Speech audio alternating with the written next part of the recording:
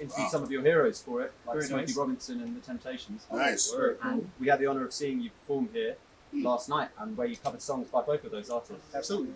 So my first question for you guys is, I mean, I'm assuming partly it's artists like these that made you guys want to do music, but Absolutely. I just want to hear from you guys, like, how did Boyz II Men start, and what got all of you individually into music? Well, we all started individually in different neighborhoods of Philadelphia. We all have our own stories. Some in church, some just sputtering about in the house, singing along with our favorite artists and things of that nature. And as we grew up, we all fortuitously met at the high school for creative and performing arts, where we were all vocal majors. And Nate pretty much formed the group, put it all together. Certain group members graduated, left, whatever, and I guess to the world were the final people that everybody else saw. So that's how we all met, and we've been together ever since. It's been about 28 years.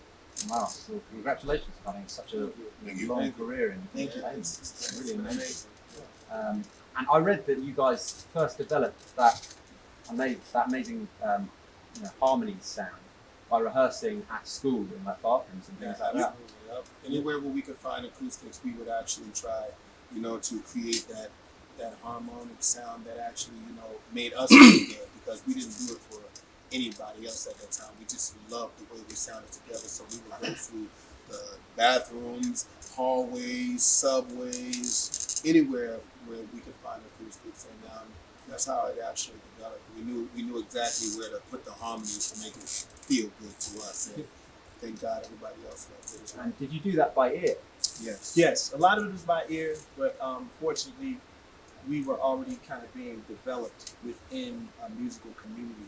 The Performing Arts High School allowed us to be around a pool of just amazing singers, artists, instrumentalists, and all of those things. So just being around that energy and having the ability to just take from certain people that you hear and all that, it was just a great reading ground for us. And we picked up stuff that we learned in class, like Bach and Brahms and Beethoven and Vivaldi and all that, and we blended it with our R&B music that we used to listen to, the New Edition guy and Babyface and all those other guys. So it's an amalgamation of all of that, and that's what makes us who we are.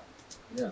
And I read as well, and this is really quite, like, I guess entrepreneurial, and like gutsy, that your big break came when you snuck into a concert backstage. Yep. Whose idea was that? I don't know if it was an idea to actually, we weren't really trying to get a record deal when we first got started. We just, we happened to be attending an event that a friend of ours asked us to come to. And he just came late. We got tired of waiting around, so we just tried to get our own way into the show.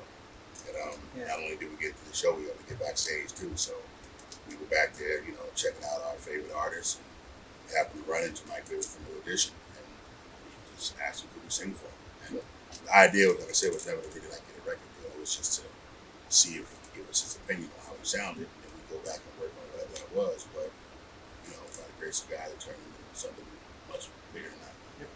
That's really, really cool. And before that, and before getting signed, and things started happening to you guys very, very quickly. Breaking kind of like records set by the Beatles and stuff like that, and Elvis. Yeah. And like time at number one, I think, world record for that, which is incredible. Had you guys ever have you done gigs and stuff before then? Local ones. Yeah, local stuff. But nothing.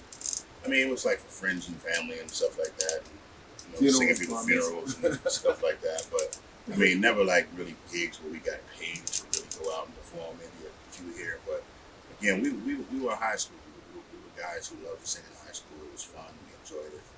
And after high school, everybody was probably going to go figure out what they were going to do with their life. And again, but it just happened by chance for it to take off.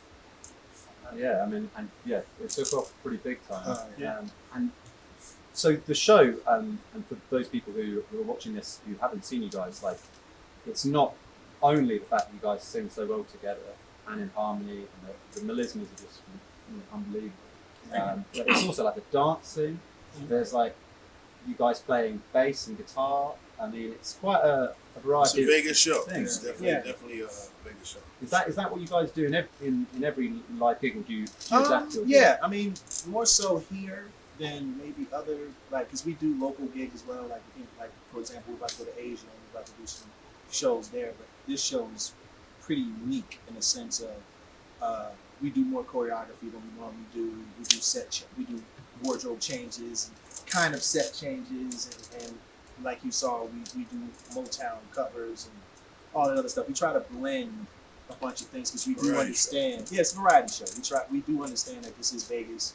People look for a certain type of, I guess, look as far as the show is concerned. So we tried to blend all the things that honestly that we were already doing. It just so happened that it worked. And you know, whether it's Vegas, most Vegas shows, you know, are bells and whistles, and you know, Cirque du Soleil, jumping around, you know, all kinds of things like that.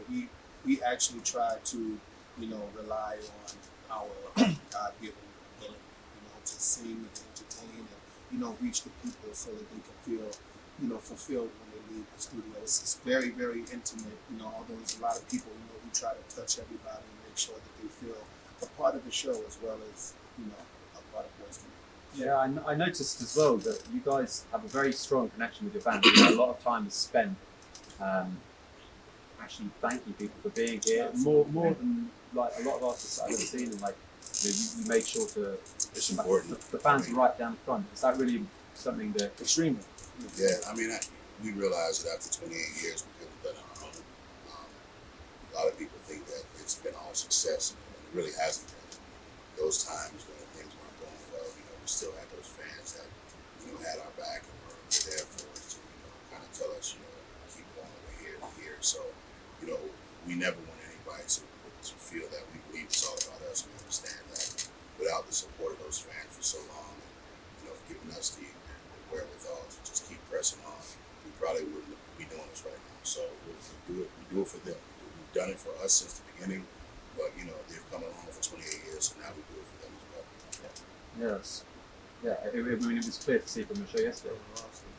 So, and from your recorded music, your biggest hits, you know, they were all number ones. They spent a long, record-breaking amounts of time at number one, and they're going to be kind of well known forever. And one thing I like to ask artists who interview for this series: what are your favourite deep cuts? What are your songs that you wish you kind of were performing that you're really like proud of? You mean the ones nobody knows about? Yeah, exactly. So that they can find out about them here and then go and check them out. Check out The Remedy. We have an album that we came out with like years ago. We released it independently. It's called The Remedy. It was one of those records that literally we sat in a compound in Orlando, Florida. We had conversations about stuff, and as we were having conversations, we were writing the songs as we were having these talks. And I think it's one of our best records because it was done so organically, and there was no pressure. It was nothing about doing anything but making music that we loved. And I mean, honestly, we have a few albums like that. Yeah. There's an album called 20. There's the Love album. Like there's a lot of records that beyond the Love album. It's called the Love album. And when did Remedy come out? What year? It came out before the 20th anniversary, right? Yeah. 2008, 7, something. Yeah, something like that. Around 2007, 2008. And it never really came out. It actually only came out. It was only released in Asia. Yeah, that's. It was And only it did really well in Japan, didn't it? They did good. And you guys are about to go to Asia to do a tour. We are. So you must have like amazing fan base. It's beautiful. It's definitely. So will you play the Remedy there?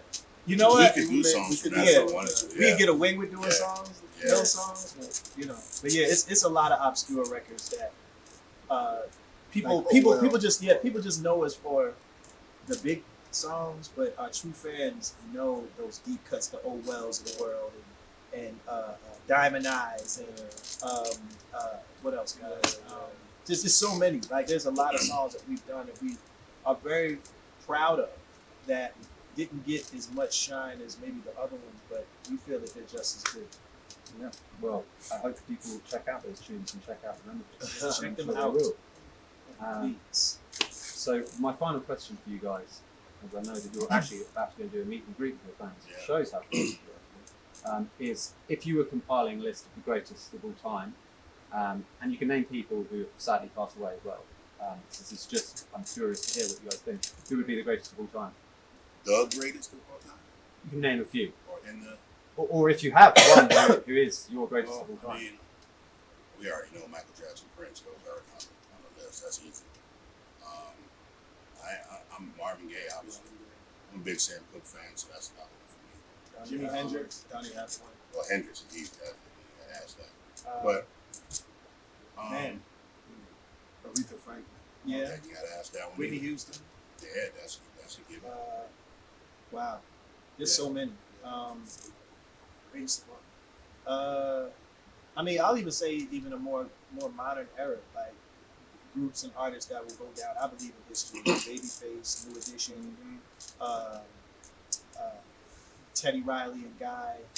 These are people that created a sound that is a signature, and that will be a signature and something that will be discussed. I believe in classes like later on, many years later. You know what I mean? Like Run DMC, Public Enemy, and the Bomb Squad. Like these people created a culture with their music and changed how we all thought about music just by doing them. So, but it's a lot of icons. Yeah. Clapton and all Yeah, that. it's So, yeah. There are many. They're not a lot to last long, 30, 40 years. But a decade is 10 years, and most of the time, when you can put a musical imprint on a decade to where you change the culture of life for those 10 years, it means something. That's right. Well, that's something that you guys definitely achieved. So thank you so much again for taking the time. Thank you. Yes, sir. Thanks, guys. Yeah.